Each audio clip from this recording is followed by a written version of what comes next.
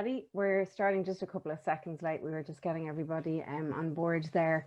I'd like to welcome you to the next episode in our Open Networking webinar series. This time it's Public to Private Cloud Network Deployment, a step-by-step guide. And we're delighted to be joined by Cumulus for this webinar. My name is Ciara McCarthy and I'm the Global Marketing Director at EPS Global. So just to give you a bit of background on EPS, we are the open networking distributor of choice globally for a whole host of industries. We sit at the center of the open networking ecosystem. So we bring together the hardware and the open network operating system software to create turnkey solutions for our customers. We offer technical advice, configuration of the software and the hardware bundles. So that's everything from switches to optics and cables and more, whatever you need for your deployment. We've been around for 20 years and we have 28 global locations, so we're never far away from you. So just a bit of housekeeping for today. If you have any questions, if you put them into the Q&A window of Zoom, and then I will introduce you now to our guest speakers. Okay, so first of all, we have Barry McGinley, who is our systems engineer at EPS Global for EMEA. He's our resident techie with a broad knowledge of open networking. So Barry enjoys a pint of Guinness and he is an avid Celtic supporter. I'll let him speak for himself later on, but he writes a really excellent blog that you can find on our website at epsglobal.com. The next person who's going to speak today is Neil Simonson from Cumulus. He's a regional sales manager. So he is a regional sales manager based in the UK for Cumulus Networks. He has been working in the IT industry since the early 90s, with the last 10 years focused on sales working with disruptive startup vendors in both storage and networking. After Neil, we're going to have Pete Crocker, who is a systems engineer for Cumulus Network, and he's also based in the UK. So he works for Cumulus, the company that pioneered the open networking movement. He's been involved in large enterprise and service provider networking solutions since the 90s with customers across EMEA and the world. His passion is helping engineers move towards automated and intent-driven infrastructure and away from time and mind-consuming artisanal network configuration. So again, any questions you have today, if you pop them in the Q&A window, we will answer them at the end, and anything we don't get to, Barry will respond to you personally afterwards. Thanks, and I'll hand you over to Barry. Thanks, Ciara, for the lovely introduction. So as Ciara mentioned, my name is Barry. I'm a network engineer with EPS. I've been working with EPS now for about 2 years in the open networking space. So my job basically is to be a bit of a conduit between our customers and the vendors, because open networking can, from the outside looking in, be a bit daunting. You have a lot of software vendors, a lot of hardware vendors, so we kind of pull all that together and just make things a little bit easier, I suppose, in open networking.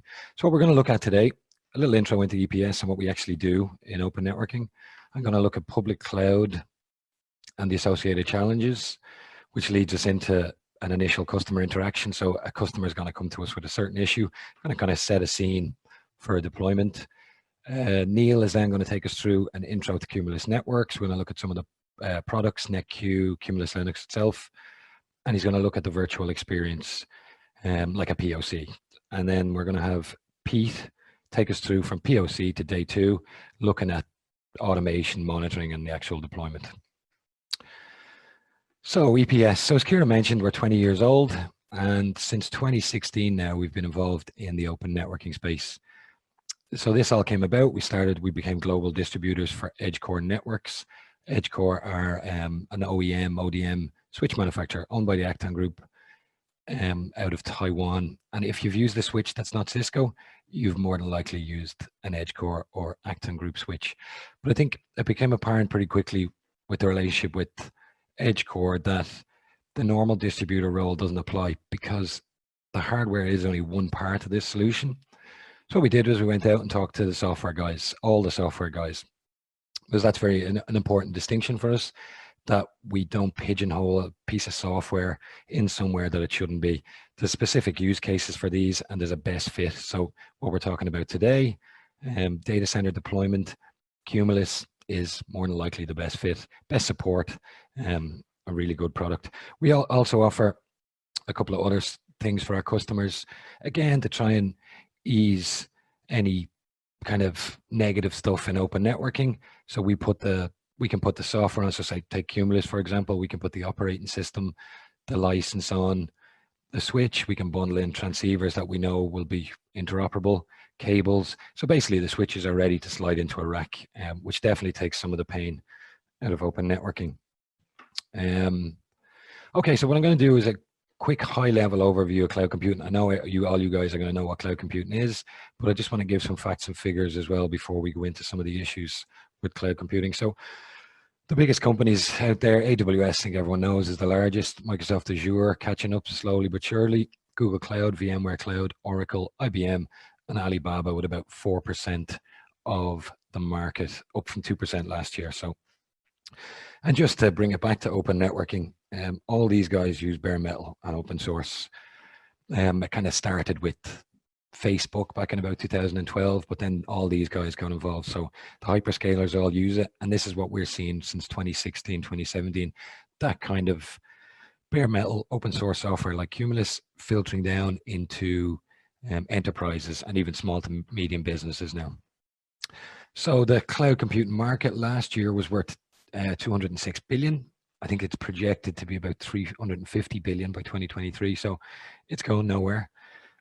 Software as a service was about 100 billion of that figure. Infrastructure, platform, business process as a service, all around the 30 million mark. Then we have database as a service. And the largest growing area by a mile is container as a service. So that's your Docker and Kubernetes. I'm going to show some facts and figures actually as well, because there's a company, RightScale. They're a software as a service provider. And every year for the last 3 years, they've produced a fairly comprehensive survey called the State of Cloud Computing, where I think they sent out 150,000 surveys, but they got 997 surveys back with a good kind of separation of big and small companies. So around half were over 1,000 employees and the other half under 1,000 employees. So a good spread. But basically from that document, the average enterprise is using 4 clouds. So whether that be AWS, Azure, Google Cloud, and their own private cloud, the average cloud is actually 4.2 clouds, taken all in.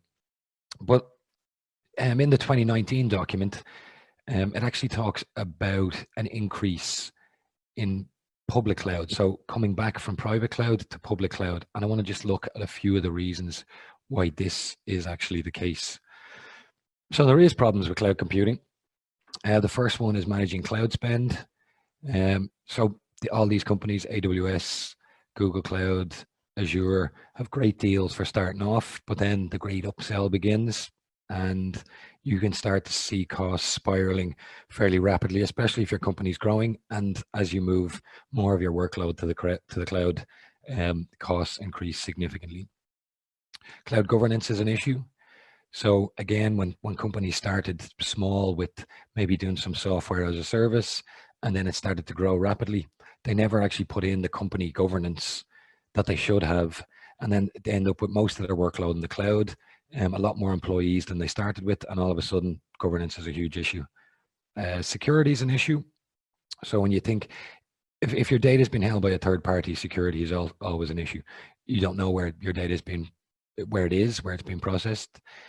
When we've all seen hacks, hacked interfaces, APIs, it's always going to be an ongoing issue if you cannot see and you don't know where your data is. Compliance.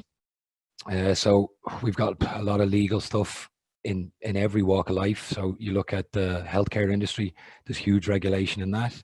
Retail industry, huge regulation as well, to do with payments, to do with data. So compliance is a massive issue. Lack of resources or expertise. Again, this goes back to I was saying 4 clouds is the average, but that can be up to 8 clouds. You need an expert for each one of those clouds. The tools are getting more and more complicated as the weeks go by. These guys aren't cheap. Managing multiple clouds is an issue. When you think of So say again, we've 4 clouds. AWS has its own specific issues, but those issues with Azure are completely different. So you're managing a set of issues from 4 different cloud providers. Cloud migration is an issue. We have, when you're moving a new application to the cloud, it's quite easy, but an existing application is particularly difficult. So I think in that Right Scale survey, they said that over 50% of people said it was way more difficult to move an existing application than they expected, way more costly, and the project ran way over time. And then finally, performance is an issue. So all of these companies have had outages over the last few years. If they have an outage, you have an outage. That is definitely a worry. So as I said, we've seen customers over the last couple of years moving back to a hybrid cloud model, definitely taking some of their infrastructure back from public to private for a bunch of reasons, which I just explained. So what way does that kind of take place? So the customer contacts us, says he has one of these issues or multiple of the issues. And then the first thing we look at is the software. So we ask them, what do they actually want to do? What do they need? So it's a data center implementation. What are they looking to use? EVPN? Do they need any particular protocols? Do they want to use VXLAN? So we'll take all this into account, and then we'll select either one software or 2 softwares for them to trial. So in this case, obviously, we're going to be looking at Cumulus. For the data center, Cumulus is the standout operating system, best support going as well. So once we've selected our software, we then will look at the hardware side of things. So on the hardware side, again, we've multiple options. So we've got Edge Core Networks, we've got Mellanox, we have Quanta, Delta, Celestica. And then as well on our website or on Cumulus's website, we have hardware compatibility lists. So we can see which hardware we can actually use with this software. And as well, certain softwares, so certain of the switching ASICs will do certain things. So say we're going to say for this, we want 25 gig for the leaf and 100 gig for the spine. So a 7326 from Edge Core with a Trident 3 chip and a 7726 100 gig with another Trident 3 chip. So right, we've selected our hardware and we now have our software.